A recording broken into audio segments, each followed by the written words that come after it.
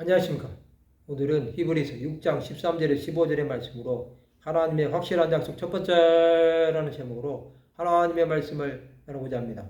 본 말씀은 하나님이 아브라함에게 약속하실 때 가르쳐 맹세할 자가 자기보다 더 큰 이가 없으므로 자기를 가르쳐 맹세하여 이르시되 내가 반드시 너에게 복주고 복주며 너를 번성하게 하고 번성하게 하리라 하셨더니 그가 이같이 오래 참아 약속을 받았느니라.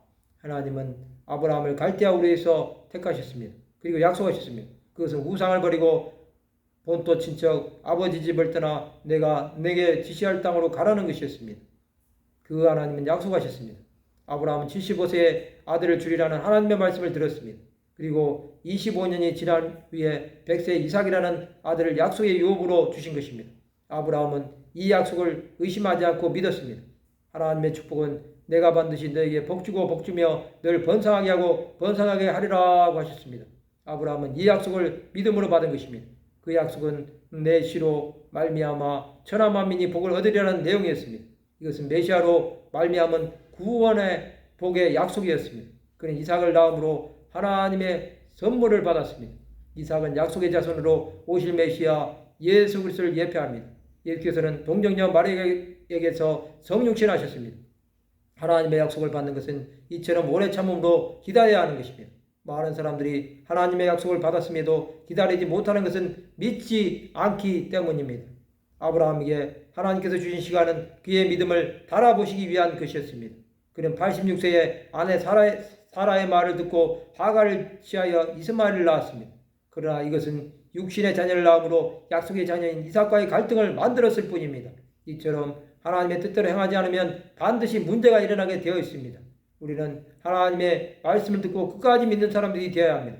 그것은 약속을 받을 수 있는 길이 되는 것입니다. 우리는 하나님의 약속을 믿음으로 받아들여야 합니다. 우리에게 선물로 주신 예수 그리스도는 말씀이 육신이 되어 오신 것입니다.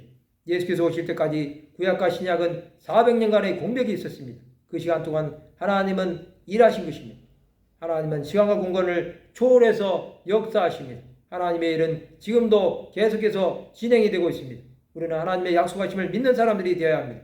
그렇지 않으면 우리의 삶은 보호자가 없는 고아와 같은 사람들이 되어 버릴 것입니다. 하나님은 우리를 끝까지 인도하십니다. 하나님의 함께 하심이 있다면 우리는 어떠한 상황 가운데서도 승리할 수 있습니다. 하나님께서 주시는 약속을 받기 원한다면 우리는 의심하지 말고 믿어야 합니다. 모든 것은 하나님의 주권입니다. 하나님의 손에 들린 사람들은 그에게 복종하는 사람들이 되어야 합니다. 우리는 하나님의 온전하심을 따르는 사람들이 되어야 합니다. 하나님의 약속은 메시아 되시는 예수 그리스도의 다시 오심으로 완성될 것입니다. 우리는 그날을 바라보고 포기하지 말고 강하고 담대해야 합니다. 말씀을 마치고자 합니다. 하나님의 약속을 오래 참아 믿음으로 받는 하나님의 백성들이 되시기를 주님의 이름으로 축원합니다.